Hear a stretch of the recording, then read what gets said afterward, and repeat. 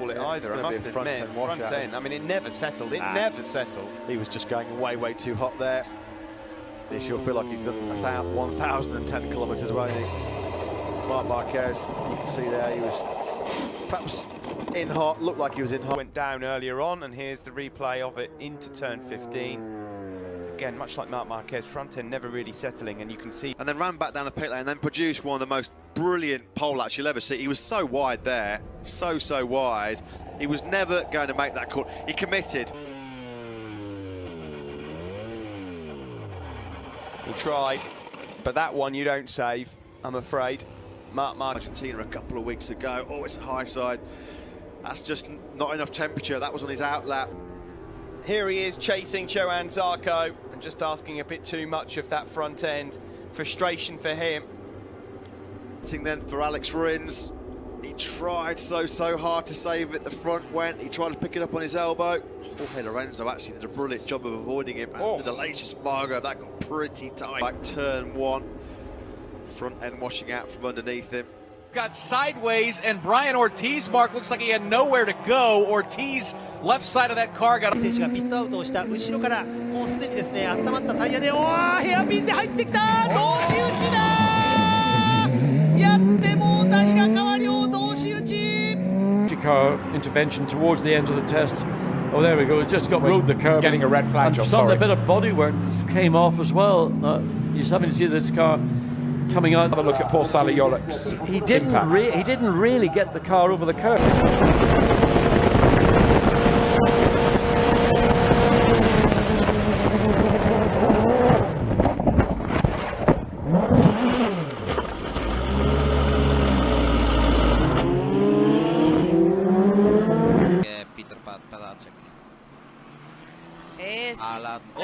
C'è un contatto con vedete le due, attenzione per fortunatamente numero 13 di Aroni Converti che è much worse.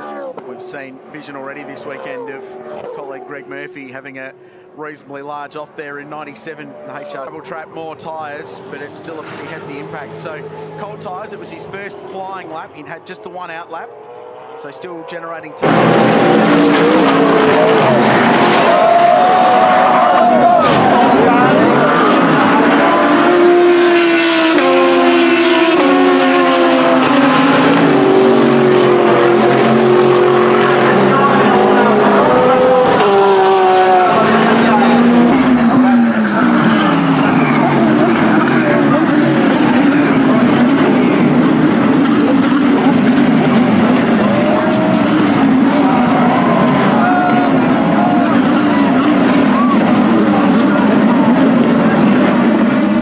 tap here, John. Yes, I think you can see the Ferraris crawling over the curb as if the BMW didn't have any, and Andres didn't have a clue that the Ferrari was where it was. Maybe there is a blind spot, but you know the male from the female.